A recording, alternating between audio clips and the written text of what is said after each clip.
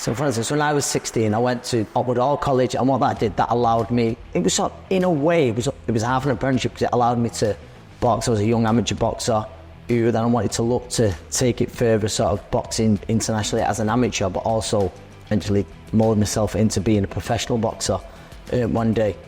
But then what it allowed me to do as well when I went there was another side of it. So if boxing didn't work, then there was something to fall back on. I actually done a bricklaying course, and I'm not sure I could have said it was a fallback plan, because I don't know how good of a bricklayer I was, but no. How far did you get with it?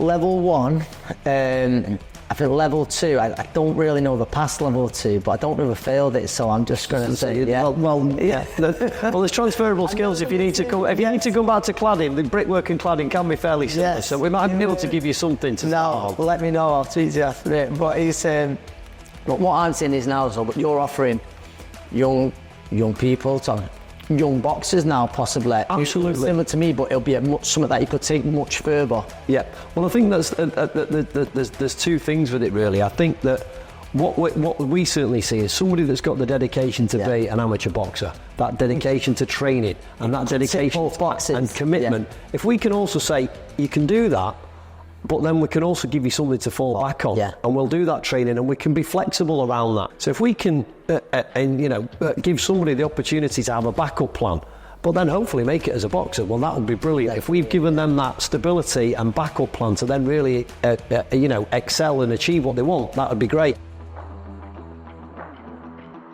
So originally, I was a landscaper and an academy player for a rugby league team, Huddersfield Giants.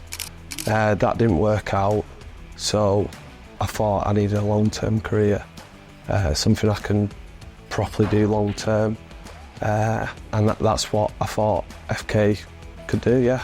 I still play at a semi-professional level, but because I didn't really have a second backup, which I probably should have, but I'm still enjoying playing my sport and rugby whilst doing an enjoyable job estimating. It's good. It's a good environment to work in here, because it's quite it's relaxed when at points, but obviously very busy as well.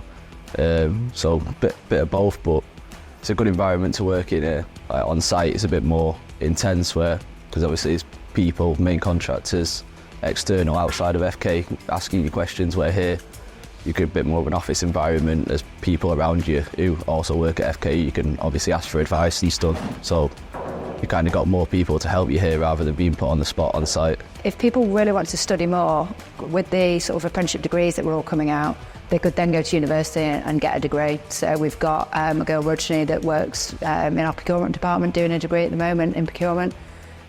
We've also got a guy, Tom, in planning. He's doing his project management degree at Salford Uni. We've got a QS Ben doing his at Salford. So it's a really good route for those guys, once they know that's where their career's going, that they can get that degree, which is fully funded by the company. And that, some of their friends are coming out of university with, a lot of debt, and then not necessarily a job offer, whereas they're sort of already embedded in the company. They've got the degree and they haven't got sort of all that debt. So it's a really good route for those guys, and it's worked really well. So my name's Rajni Singh, and I'm 20, and I'm procurement coordinator at FK.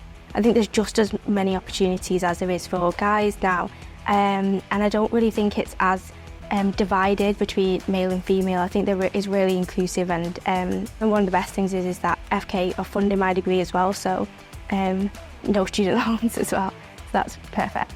Definitely the lack of women and the lack of female presence in the construction industry. That was something that I was going to do, like painting and decorating or go bricklaying.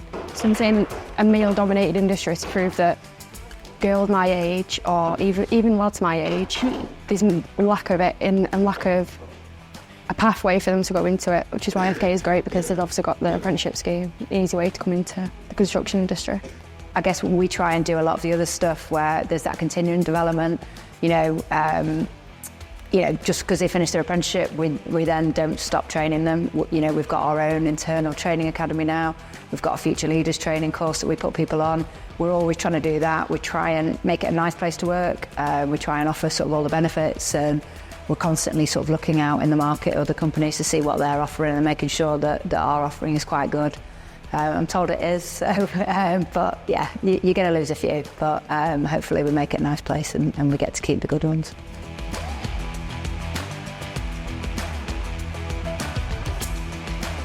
we probably started the Apprenticeship Academy about 10 years ago, and we got involved in it through Man City, in terms of being involved in Man City's training ground. And part of the reason we got the job was because we were based locally and we employed local people. I'm going to say that you probably give a lot of the young people around Beswick, Ardwick and surrounding areas an opportunity. We took on three apprentices from there, and one of them still with us now.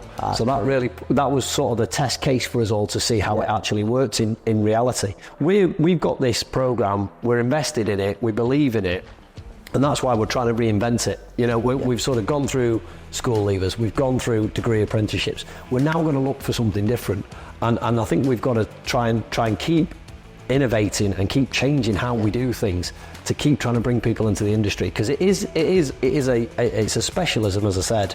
There's a great longevity to it because of that, because we are so specialist at what we do.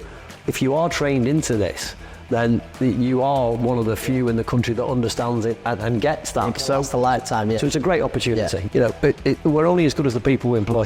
And that's why we've got to keep innovating, and we've got to keep trying to find new ways to bring people into the industry.